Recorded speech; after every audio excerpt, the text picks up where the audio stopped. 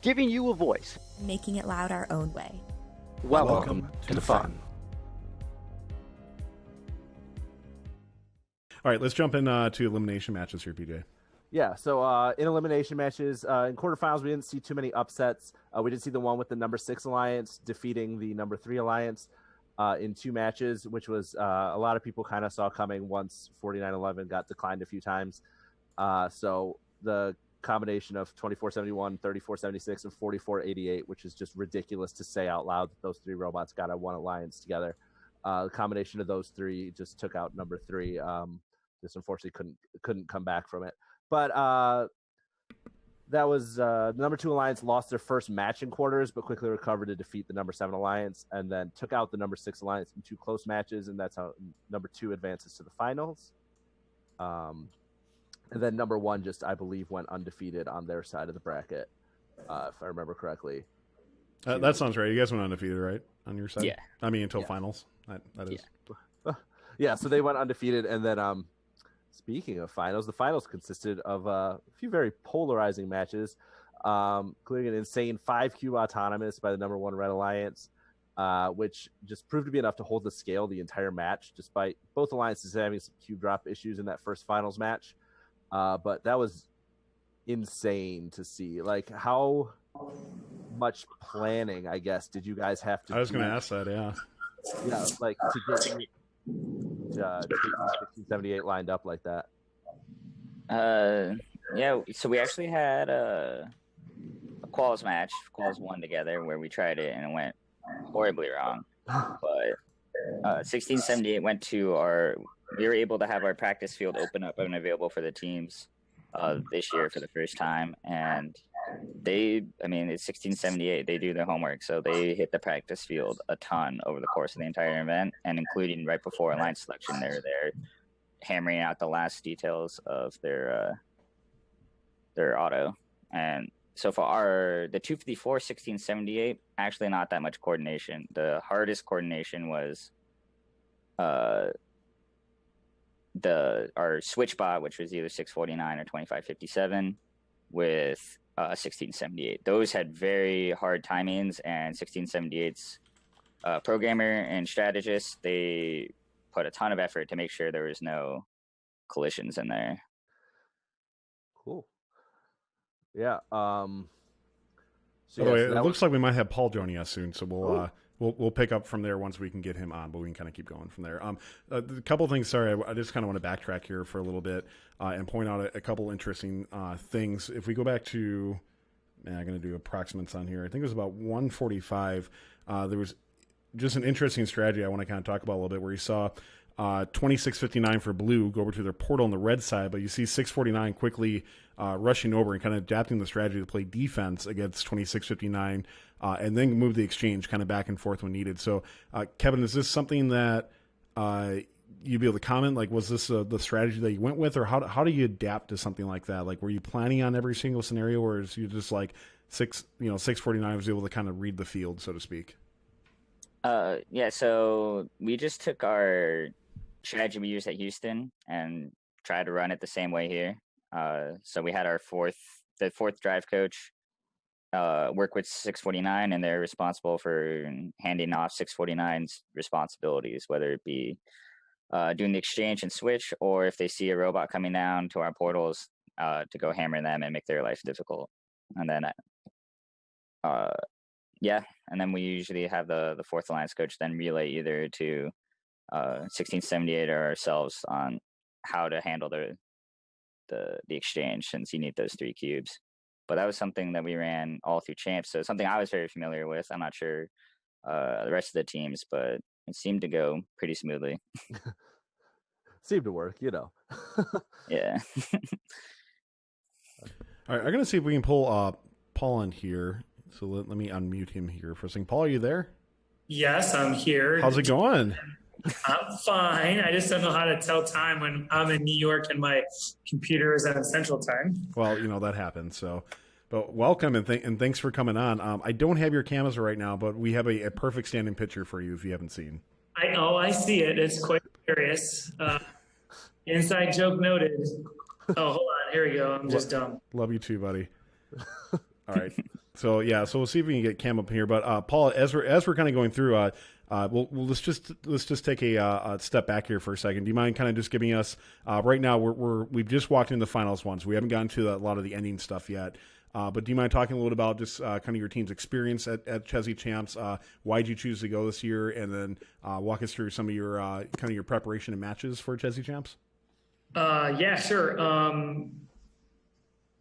We went to Chezy Champs. The reasoning we went is it started out as a joke. I trolled them with a horrible application that should not have been considered at all for attendance. But the reasoning, we kind of didn't want to go, but I didn't think the teacher and the district would let us. But the reasoning is we moved to a new school, and so we had no off seasons in Texas that we could do. And like the only one that it was in the fall got canceled. So we had no off seasons to go through in the summer. And as a lot of the teams do, we train new students or the younger, because we were a senior heavy team last year. So the younger kids could get experience at a competition, the sophomores and juniors that are now, freshmen, sophomores, and juniors that are now, sophomores, juniors, and seniors. So we had no access to the robot during the summer at all. We got access to the robot, I don't know, maybe 4 days before he had to ship it for Chezy Champs. So you guys are just funny. So that's why we decided to go. It turns out the district was in full support, teacher was in full support. So we were planning on sending 12 kids. We sent 21. I wanted to go because I love going to Chezy Champs. In 2014, I was game announcer, I think. Yeah, game announcer. And I just thought it was a cool vibe. And so my entire team had an amazing time. It is by far the best off season I've ever been to. Matter of fact, it's better than every regular event that first on. And it's just because of the philosophy, right? It starts at the top. They say, they do what they say. They say it's a very team friendly event. And boy, do they mean it. I was talking with the guys and said, look, I didn't even notice any of the volunteers. I don't even remember if there were cuers or not. Honestly, it was just such a really good event. And, I personally, I know a lot of the guys on the top teams in California, but my kids don't know anybody.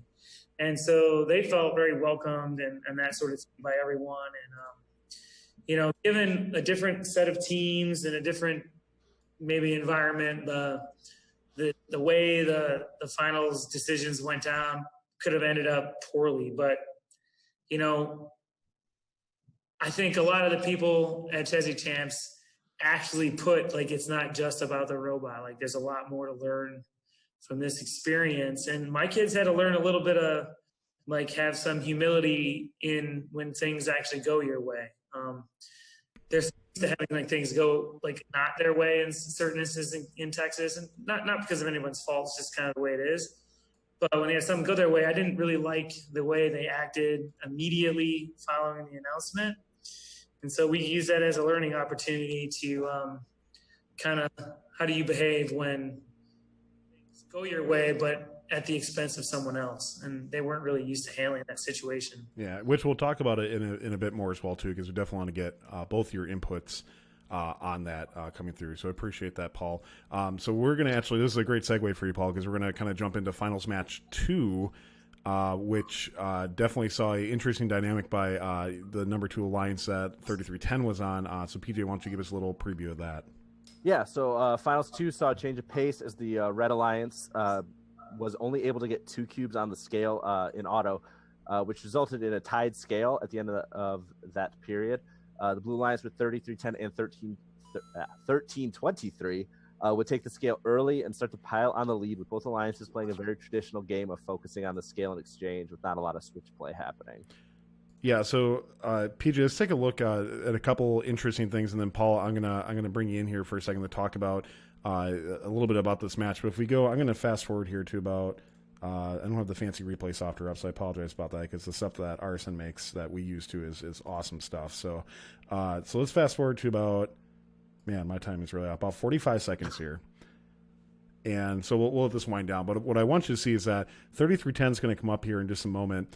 on the blue scale as they're coming in right now. And watch this level 3 placement they have where they just boop it up onto there, which I think is a little lucky and a lot of cool strategy going on there to take full ownership of scale. And 1678 and 254 both counter, but a little too late, because 254, they do score here, but you're going to notice the skill tips. That last cube on the right side there falls down and does tip back over.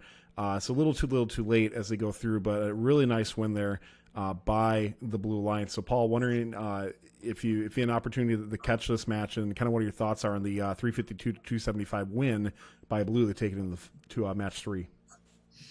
Yeah, I mean, if you know, no one really talked about it. I was behind the glass, so I saw the whole thing. Believe me. And I did say real time. I'm like, ooh, you got real lucky on that one when he placed that bad boy on the third, just because he kind of tossed it. We have 2 different shots, like a soft shot and a hard shot, and he felt like our operator felt like he had to do a hard shot to get it up and over. And I'm like, yeah, but dude, that could have knocked down like 3 or 4 cubes when you did that. Got very lucky, but sometimes you need some luck. Yeah, we got smoked in the first match just because Auton was a disaster. And they had like the perfect Auton. So, we were, this robot was at its end of life, and we had a cracked intake, so it wasn't gripping as hard. So in 2 of the Autons, we dropped the cube on the way to go do what we call our APR, which was kind of to augment Madtown's Auton. In the perfect world, we get 4. They got their 3, and we were sitting there cubeless, ready to place our 4. So, if it's 5-4 going into teleop, we got a chance. But it was 5-3, and that's tough to come back from. Because one, we don't have the cube, right? It's back at home. I think so much so that Kevin thought that was like their human player put it through the portal too early. That was. And then we just had a little bit of disarray. We tried a different strategy and won. We sent our 3rd robot across 2659. That failed miserably. In the second match, we just adapted and, we sucked less than we did in the first. And, and again, 284, all these teams, we're all pretty even in teleop, right? I mean, you can say one thing about another where one has an advantage, but our robot is pretty darn fast. And in teleop, we feel like we could put up cubes with the best of them. But when you have a dominating Auton like they had, it's almost impossible. And so we had an advantage in Auton, and we were able to keep it in the second match. That's really the only difference. We didn't do anything better in teleop between the 2 matches. And we got lucky they didn't climb because they were racing till the last second, because we were down a mini sim. Still don't know why in the climber. So we couldn't really lift robustly with a partner. We just couldn't figure out. It wasn't the motor. The motor was fine. It was something else in the train, and we couldn't find it. Kevin, any thoughts from you in regards to match 2 that you want to comment on? Nothing more really for match 2. I mean, yeah, like Paul touched on, like really every team is like, if you lose an auto, it's just so hard to come back with pretty much all the teams being even. I'm pretty sure 1323 is like the best teleop robot of us 4, but like I think so too. When they're consistent, I think so. They were a little jittery, I think, a couple times, but yeah, it's when RC's calm back there, then it's good. But yeah, I mean, that robot's just amazing to watch. I mean, their pyramid to scale is just so nice when they're really running. But thank you to all of our co-executive producers, keeping fun loud, live, and independent. Pledge your support. Go to patreon.com/funfrc.